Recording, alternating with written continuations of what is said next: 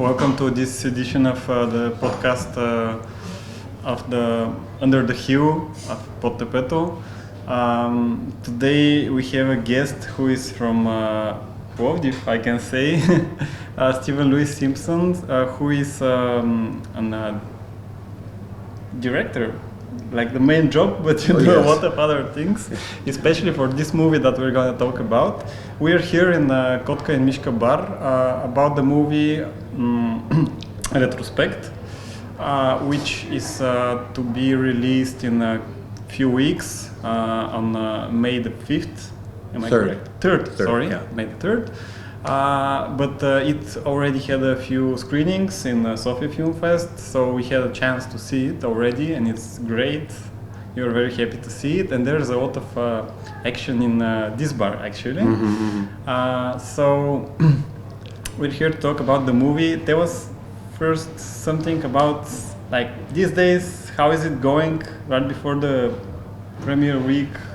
You know, the funny thing is, this is almost like the worst part of the process for me because, you know, I spent about 3 years on this project, from writing it to, you know, filming and editing. And in that time, you're just in your little bubble, working on the production. And now it's this crazy thing of, you know, how in 2-3 weeks can I make the whole of Bulgaria know the film exists and that they want to see it. You know, we've been lining up a lot of cinemas around the country, but you know, now it's really just marketing, and you know, it's nerve-wracking in a way because you've no idea how it's going to go. You've been here for a couple of years already. We know you from the time you showed the movie Neither Wolf Nor Dog, yes. Which was definitely before COVID, like what, yes. 2018? 2018. Yeah. So when did you get the idea for this movie? You said that it was 3 years in the making, but did you have the idea before that? Yeah. Before you came to Plовdив or after? No, it was when I was living here. I mean, it's 6.5 years now I've been here. And it's like every idea, you know, sometimes you just get a little idea and you think, oh, I'll never make that. You know, it's a nice idea, but, you know, you have a fragment of something. And I lived in this neighborhood right close to where the Greek consulate is. And there was this wonderful old falling down house next to me with this old man that lived there. And he was always on his own, never saw any family there.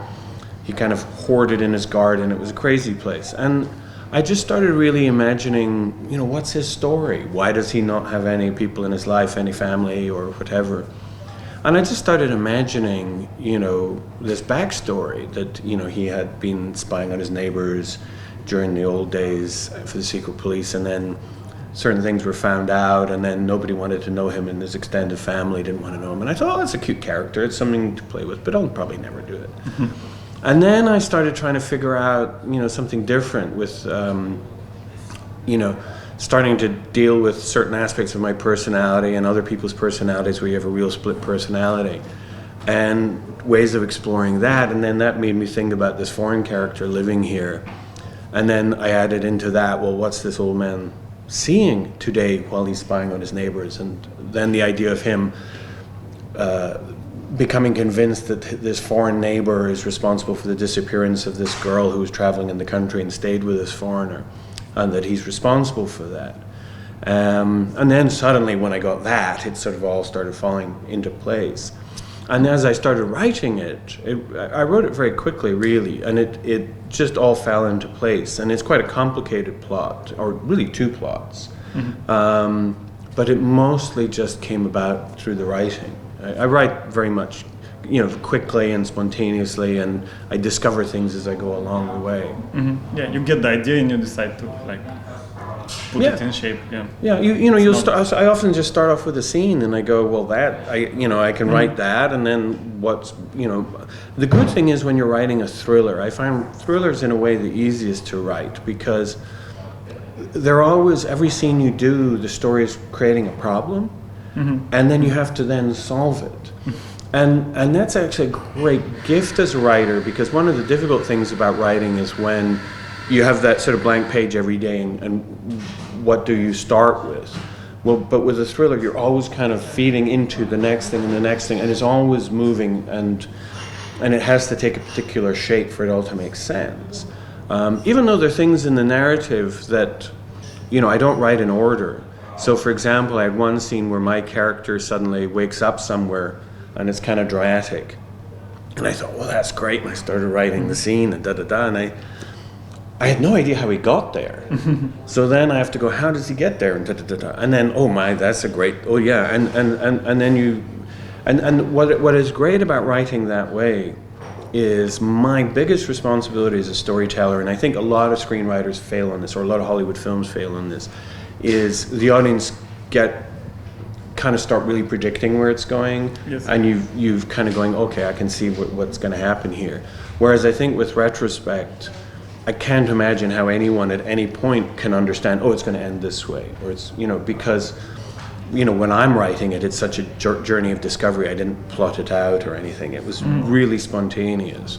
And I think that's part of why it's really working well with the audience is, it's keeping them on the edge of their seat, but it's surprising them at the same time. Mm-hmm.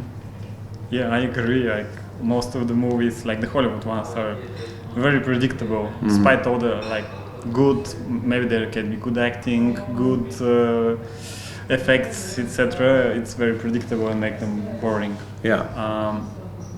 About this guy, it's funny, because when you're watching the movie, it's based mostly on the old town, but actually it was born on Tepe, actually.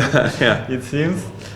Did you get to meet this guy, or get to know him? No, he ended up passing away, and the funny thing was, I actually put an offer in for the lower part of the house, and to him. Well, no, the house was owned by two different owners. He owned the bulk of it, and then there was the lower part, but they didn't accept my price.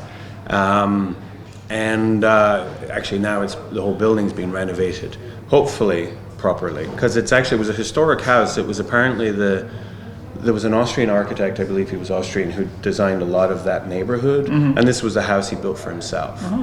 And so they better be doing it right. I know there's some people in this building will be unhappy if they don't do it right. We hope so. Yeah. So, I hadn't met him, but it's a funny thing when I finish a film, and I often am inspired by real characters. And then there's a point I look back and I realize, and I didn't have much depth with this guy, but just in general, there's a point where I completely forget the root of the real person that it was from, and I just think of that character completely in that real way. Yeah, like completely made up, it's not. Yeah, so but in my memory, it's kind of that was the reality, and they were a real person in my life, and it's sort of become strange that way. Yeah.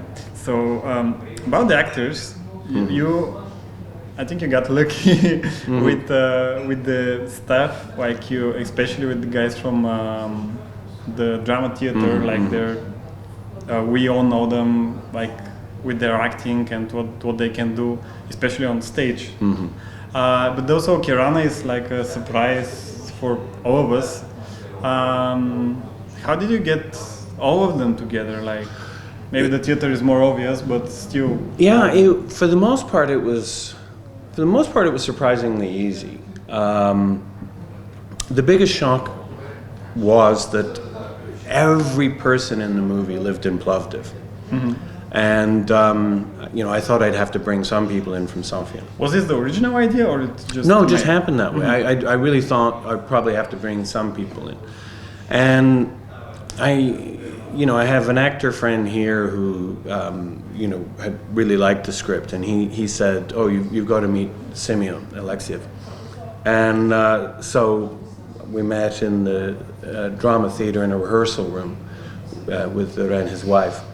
And he'd read a couple of scenes, and he liked what he read. And so we had him do a scene with this actor friend, and he did it really well.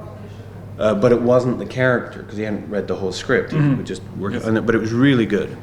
And I said, well, no, the character's more in this direction, and this is all being translated. So he goes again, and it was a massive shift. It was amazing.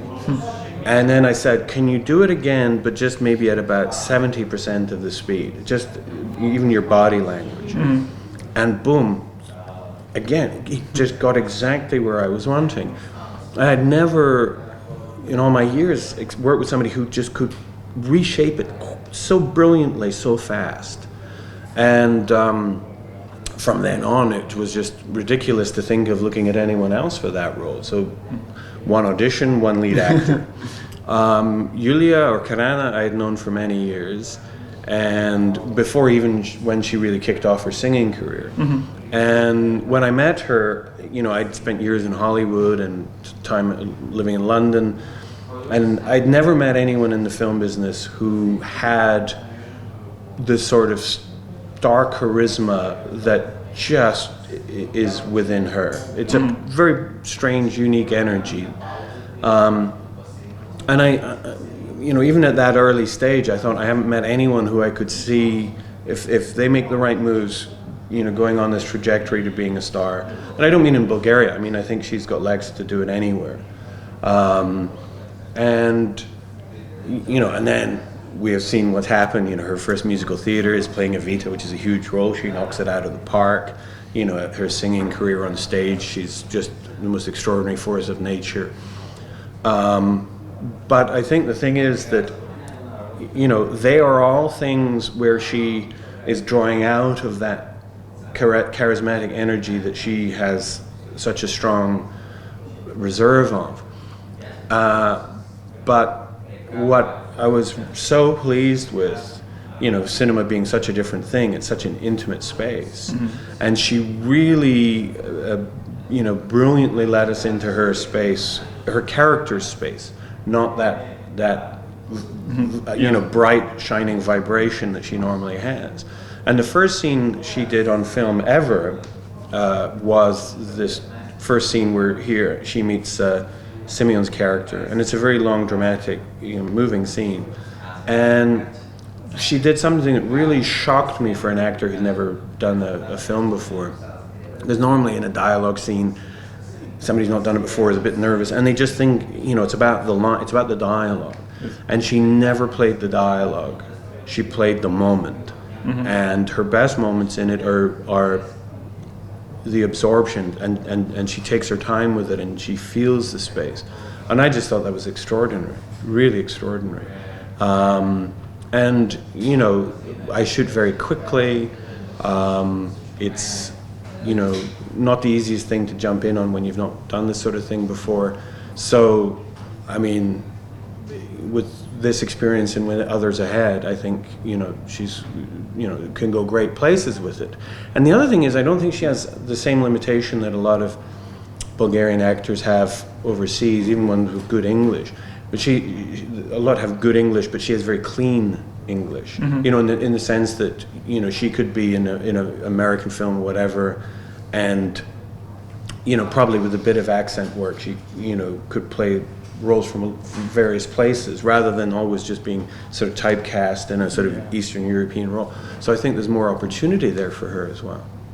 But beyond that in the cast, so yes, with Elena and with Stefan from the drama theatre, they just nailed it. They're extraordinary.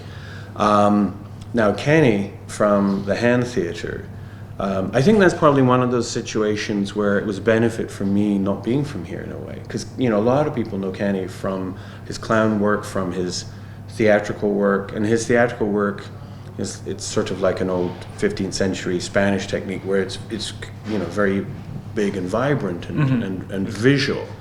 And you know, because I didn't know that, I didn't have anything in the back of my mind imprinting that on him, so when he came in and read for it, and obviously he doesn't bring that to the screen. Yes. And so, you know, I thought he did a lovely job, but the thing that I like about him is he balances the three leads out. He's sort of a different note musically almost to us all. You always want to have a nice balance in the cast. And also, you know, he, unlike a lot of other actors of his generation, you know, could also handle the scenes in English well. Because that was one of the things that made that casting harder. You know, apart from that, I mean, the couch surfer, as I say, she, you know, she's from the Philippines, but she's here half the year. I was very, very lucky, really. And casting myself as the foreigner, well, that one was made easy. Yes. And you had already screenings in Sofia and in Plovdiv. How do you felt about some differences in audience perception, in what people saw in the movie and didn't saw? If you're from Plovdiv, do you see more? Is it the same? I think there's definitely an extra enjoyment. It's a strange one as well, because a lot of people in the audience in Plovdiv were people that know me, and the funny thing is that my character, I've put certain aspects of my life, and I have a line where I'm just saying, at that point I was at Котка, Mishka, which is my second home. Well, everyone who knows me knows that's true. So there's that level of enjoyment. But I think it's also that thing. The Plovdiv premiere, really was. It almost felt that's kind of the one we should have just done. Kind of, it was a wonder kind of thing, because it was really, it was very special. In Sofia, it was, there was a lot of the film festival in general going on, but it's interesting, the response. I mean, I did 3 features on Native American subjects before, and it's a very interesting thing when you're telling stories in a culture, in a world very different to where you're from, to start hearing things back. And with Native stuff, I'd always get some amazing feedback from those communities, but it's so gratifying because it meant you sort of paid attention, right? And that's the thing here. It's nice as well when I'm getting some good feedback from the people in terms of the content here, or people like, that's, how did you know that's what our grandpas used to always tell us about the old days, that sort of thing. Yes. And that's always very pleasing, just because it meant I was sort of paying attention. Or even just there's a little dialogue that's sort of deliberately corny, which is about what has he learned from his time in Bulgaria? And he's like, that rakia cures everything, and everyone's grandpa makes the greatest rakia, and whatever. And it's sort of, you got a nice audience laugh, but but it's also sort of deliberately corny, because from our side, as an expat, sort of, there's certain things that people talk about to other foreigners when they come here, which is kind of like the things that I am learning. And, Ricky is one of the first, and Ilak is another, and, so it's kind of one of those kind of cliches to play into that. Yeah. Well, the premiere is in a few weeks. What are your hopes or dreams about that? I don't know. Maybe not in terms of numbers or something like that, but the funny, what do you expect to happen? Yeah, it is this thing where you get torn in 2 different directions, because on the one hand, the audience response has been fantastic, and if that keeps going, then well, that's just the best, because at the end of the day, you're making a film to be the best thing that it can be. But then, the flip side of it is, I put 3 years of time in it and all my resources, and then it becomes a case of, paying the bills for the next however long. So then the numbers, and also, I mean, because I self-fund my films, the better it does, the bigger my next film can be. So there's sort of a lot riding on that.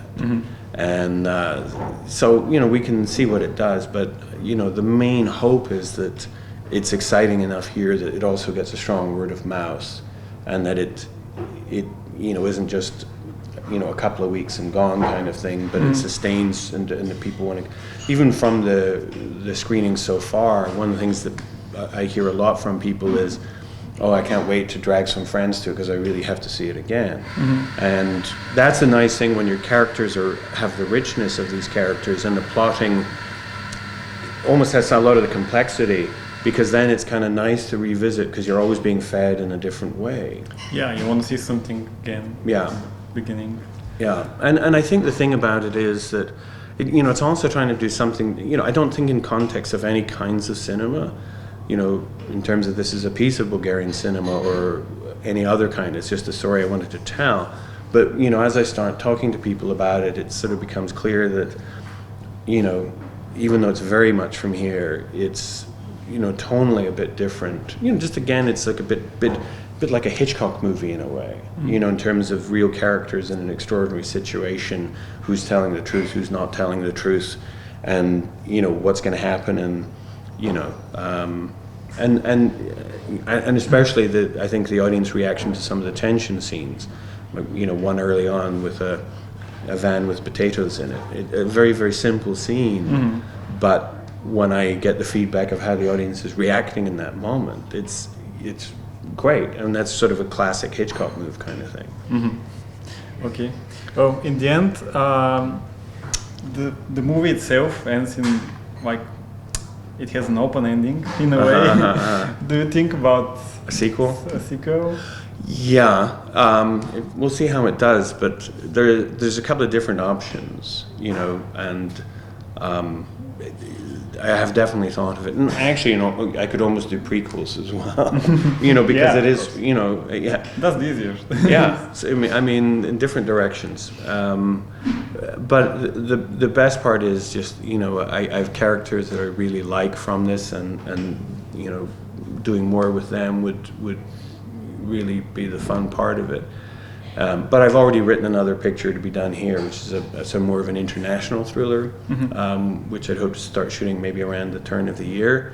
And I'm already trying to figure out how I can get some of these actors into some of the roles there, because I'm so desperate to work with them again. And with Simeon, I've never enjoyed working with an actor more in my life. And he's the first lead actor I've ever had where we couldn't speak to each other. But he was the easiest to direct, and he just knew exactly what I wanted.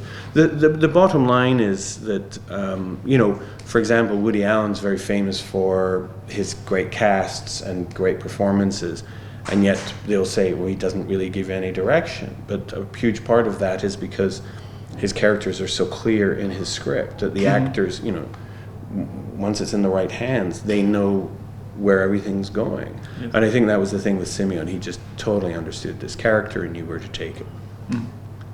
Yeah. It shows on the movie that you had a great cast. Yeah, and he is just amazing. And a beautiful human being. I mean, I adore this man. They're great. Well, thank you for visiting us in your second home, Kotka and Mishka. We hope to see. We invite everyone to see the movie May 3rd, all around Bulgaria. Everybody can see the podcast, and I wish you success on the box office, success on the audience response, and good luck with your next project. Thank you very much. Do you have something to add for the end, or? Just, basically for anyone to spread the word. That's the thing.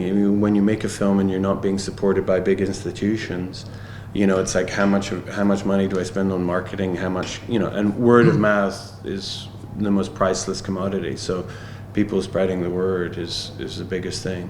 Yeah, and it's a much more real marketing. It's a real thing to say, I like this movie, it's a good, go and see it. It's not on the TV. Exactly. So again, good work and thank you. All the best. Thank you all for watching us, and see you next week.